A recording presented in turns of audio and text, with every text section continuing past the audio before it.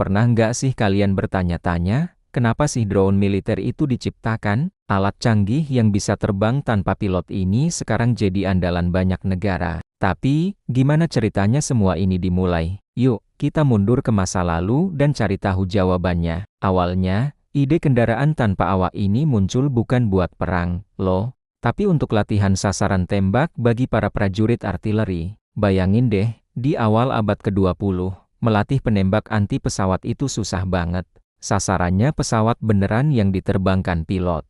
Risikonya, tentu saja sangat tinggi. Kalau salah tembak, bisa fatal akibatnya. Nah, dari sinilah muncul kebutuhan akan target terbang yang nggak perlu membahayakan nyawa manusia. Salah satu pionir awalnya adalah pesawat bernama Queen Bee dari Inggris pada tahun 1930-an. Pesawat ini adalah target udara yang dikendalikan dari jarak jauh menggunakan radio. Para prajurit bisa latihan menembak sepuasnya tanpa rasa khawatir. Nama Queen Bee ini jugalah yang kabarnya jadi inspirasi untuk istilah drone yang kita kenal sekarang. Melihat kesuksesan ini, Amerika Serikat pun gak mau ketinggalan. Mereka mengembangkan versi mereka sendiri, yaitu radio Plane Oki-2. Menariknya, salah satu orang yang ikut merakit drone ini di pabriknya adalah seorang gadis muda bernama Norma Jean Dowery.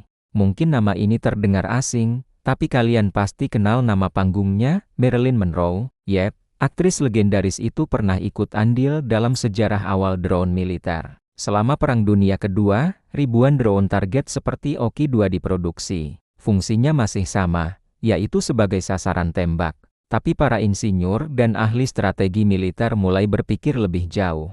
Kalau kita bisa menerbangkan pesawat tanpa pilot untuk jadi sasaran, kenapa nggak kita pakai untuk tugas lain yang lebih berbahaya? Perang Dingin jadi panggung selanjutnya. Ketegangan antara Amerika Serikat dan Uni Soviet membuat kedua belah pihak butuh cara untuk memata-matai satu sama lain tanpa risiko pilotnya tertangkap. Ingat insiden pesawat mata-mata U-2 yang ditembak jatuh di atas wilayah Soviet? Kejadian itu jadi pemicu kuat untuk mempercepat pengembangan drone pengintai. Dengan drone, mereka bisa mendapatkan foto dan data intelijen dari wilayah musuh tanpa harus mengirim pilot ke sana. Risikonya jauh lebih kecil. Kalau drone-nya jatuh, yang hilang hanya mesin, bukan nyawa manusia. Sejak saat itu, teknologi drone berkembang pesat.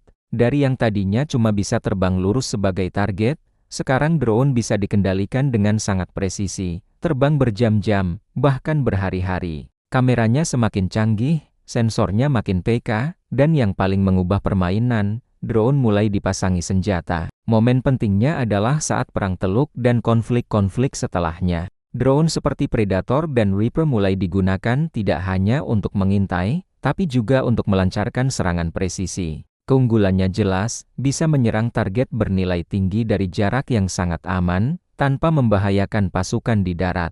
Drone bisa menunggu momen yang tepat selama berjam-jam di udara, sesuatu yang sangat sulit dilakukan oleh pesawat berawak. Jadi, kalau kita rangkum, perjalanan drone militer itu dimulai dari kebutuhan yang sangat praktis, mencari cara aman untuk latihan menembak.